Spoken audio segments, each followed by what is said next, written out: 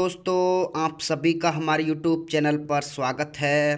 तो दोस्तों आप सभी के लिए आपके क्लास 10th का ओरिजिनल क्वेश्चन पेपर लेके आ चुका हूं आपके हिंदी का, जो कि कल आपके एग्ज़ाम में आपको 100% पूरा 70 में से 70 नंबर का क्वेश्चन पेपर छपने वाला है। तो यदि आप इस क्वेश्चन पेपर को पूरा पढ़ लेते हो तो आपके 70 में से 70 नंबर आने वाले हैं। ओरिजिनल क्वेश्चन पेपर है, तो जल्दी से इसके सभी क्वेश्चनों को देख लीजिए, दोस्तों को शेयर ज़रूर कर देना। तो दोस्तों सबसे पहले बात करते हैं खंड आ की, जिसमें पहला क्वेश्चन गद्यांश से रिलेटेड दिया हुआ है। जिसमें एक गद्यांश दिया है जिसके क्वेश्चन आपको ऑब्जेक्टिव टाइप दिए गए हैं, जिसके आंसर आपको बताने हैं। तो देखिए इसमें पहला क्वेश्चन क्या दे रखा है, लेखक के अनुसार किस प्रकार की ज़िंदगी सबसे बड़ी ज़िंदगी कही जाती है। तो अकॉर्डिंग टू दिस पैसेज इसका जो आंसर है वो साहस की ज़िंदगी करेक्ट आंसर हो जाएगा। साहस की ज़िंदगी को बड़ी ज़िंदगी माना गया है। साहस मनुष्य की पहली पहचान है।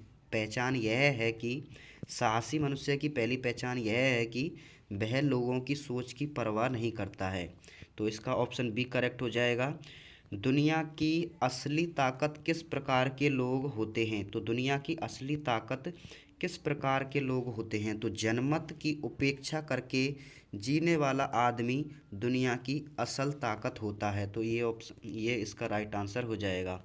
इसके बाद नेक्स्ट है उपयुक्त गद्यांश का शीर्षक क्या है।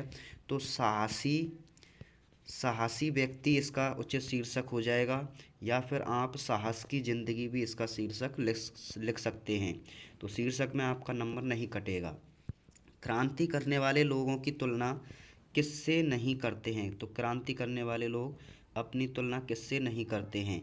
तो वे लोग अपने उद्देश्य की तुलना पड़ोसियों के उद्देश्य से नहीं करते हैं। तो इस तरीके से इसका आंसर लिख देंगे। इसके बाद नेक्स्ट क्वेश्चन है आपका दूसरा, इसमें पद्यांश दिया है जिसके आंसर आपको बताने हैं। तो ये चिलचिलाती धूप को जो चांदनी देवे बना, काम पड़ने पर करे जो शेर का भी सामना। तो ये आपका पद्यांश दिया हुआ है। इसके क्वेश्चंस देख लेते हैं। इसका पहला क्वेश्चन है वीर पुरुषों की विशेषता होती है। तो क्या विशेषता होती है। वे संकटों का सामना करते हुए अपना कार्य पूरा करते हैं। इसके बाद दूसरा क्वेश्चन है खिलखिलाती धूप को जो चांदनी देवे बना, पंक्ति का आशय क्या है। तो इसमें वीर पुरुष अपने पुरुषार्थ से असंभव कार्य को भी संभव कर देते हैं। तो ए ऑप्शन इसका राइट आंसर हो जाएगा। श्री सुरंग का अर्थ क्या होता है। तो सॉरी गिरी सुरंग। तो गिरी सुरंग का अर्थ क्या होता है। गिरी मीन्स पर्वत होता है और सुरंग मतलब होता है चोटी। इसका मतलब क्या हो जाएगा, पर्वत की चोटी। वीर पुरुष किससे नहीं घबराते हैं। तो दोस्तों इसका आंसर हो जाएगा वीर पुरुष किससे नहीं घबराते हैं, डर से या संकट से। तो संकट बाधाओं से, डर से नहीं घबराते हैं। इसके बाद नेक्स्ट क्वेश्चन है भृगुसुत से क्या तात्पर्य है। भृगुसुत का तात्पर्य परशुराम से हो जाएगा। ऑप्शन ए इसका करेक्ट आंसर हो जाएगा। मन्नू भंडारी का जन्म कहाँ हुआ था, इंदौर में। इसका राइट आंसर हो जाएगा। भोलानाथ का वास्तविक नाम क्या था। तो भोलानाथ का वास्तविक नाम तारकेश्वर नाथ था। तो इस तारकेश्वर नाथ इसका राइट आंसर हो जाएगा। इसके बाद नेक्स्ट क्वेश्चन है आपका आखार शब्द का तत्सम रूप होगा। तो आखार शब्द का तत्सम रूप क्या होगा, अक्षर। इसका राइट आंसर ऑप्शन सी हो जाएगा। इसके बाद नेक्स्ट है जिस शब्द की विशेषता बताई जाती है। किसकी विशेषता बताई जाती है, विशेष्य की। जिस शब्द की विशेषता बताई जाती है, तो विशेषता बताने वाले को क्या कहते हैं, विशेष्य कहते हैं। जिस शब्द की विशेषता बताई जाए वह क्या कहलाता है, विशेष्य कहलाता है। इसके बाद नेक्स्ट क्वेश्चन है रिक्त स्थान की पूर्ति कीजिए। राम आम खाता है। तो राम क्या है, एक व्यक्तिवाचक संज्ञा है। इसके बाद संज्ञा के स्थान पर जो काम किए जाते हैं वो सर्वनाम कहलाते हैं। अधि और सम उपसर्ग वाले जो दो दो आपको वाक्य लिखने हैं, तो अधि से अधिकार हो जाएगा, अधिगम हो जाएगा। और सम से क्या हो जाएगा, सम्मुख हो जाएगा।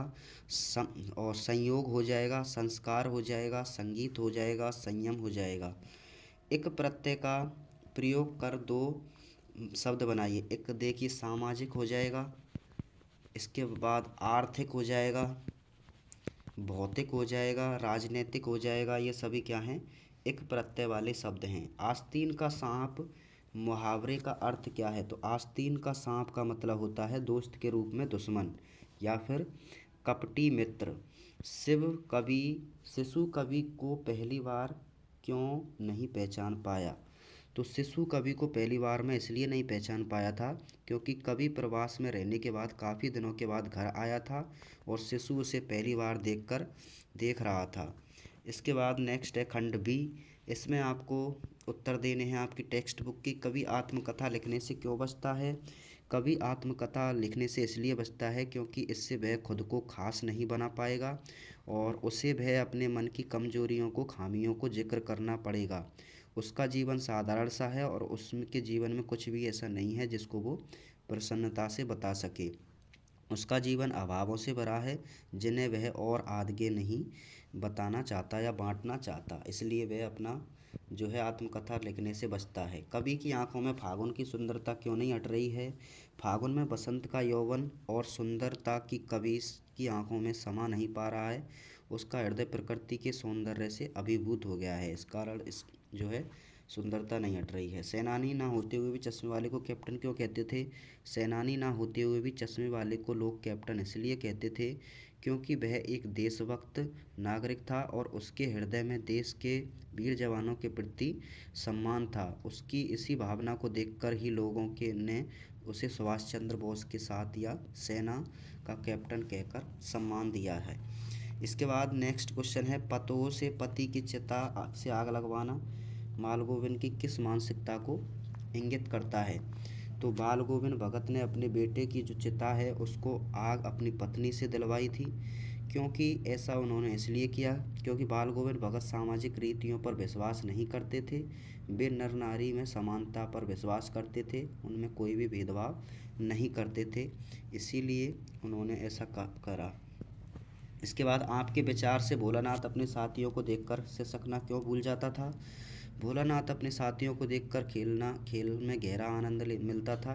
वह साथियों को हुल्लड़बाजी, शरारतें और मस्ती देखकर सब कुछ भूल जाता था। उसी मग्नावस्था में वह सिसकना भी भूल जाता था।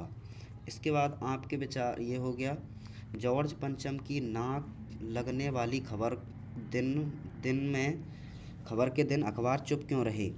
उस दिन सभी अखबार इसलिए चुप थे क्योंकि भारत में ना तो कहीं कोई अभिनंदन कार्यक्रम हुआ, ना सम्मान पत्र भेंट करने का आयोजन हुआ, ना ही किसी नेता ने कोई उद्घाटन किया, ना कोई फीता काटा गया, ना कोई सार्वजनिक सभा हुई, इसलिए अखबारों को चुप रहना पड़ा।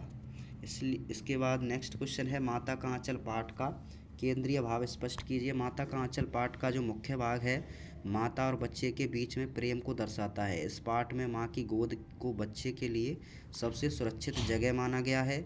जब बच्चे पर कोई संकट आता है तो उसे सबसे पहले अपनी माँ की गोदी की याद आती है, आंचल की याद आती है। नई दिल्ली का कार्य पलट क्यों होने लगी?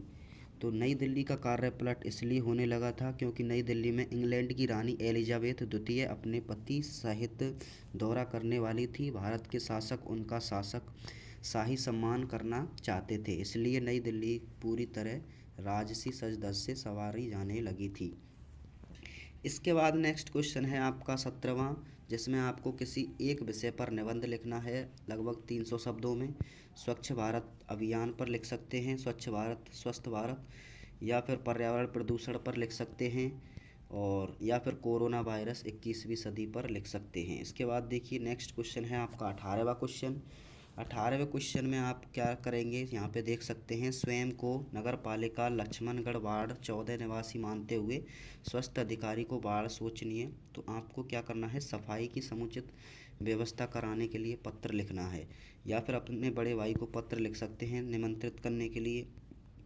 इसके बाद 19वां है आपको सप्रसंग व्याख्या करनी है, जो कि अथवा में दिया हुआ है, या तो ऊपर वाली या नीचे वाली किसी एक को करना है। इसके बाद 20वां क्वेश्चन है, इसमें आपको गद्यांश दिया है जिसकी आपको सप्रसंग व्याख्या करनी है, जो कि ये भी अथवा में दिया हुआ है। तो ये सभी क्वेश्चन आपको तैयार करने हैं, यही क्वेश्चन आपके एग्ज़ाम में छपने वाले हैं। दोस्तों को शेयर ज़रूर करें, चैनल पर नए हैं तो चैनल को सब्सक्राइब कर लेना। Thank you.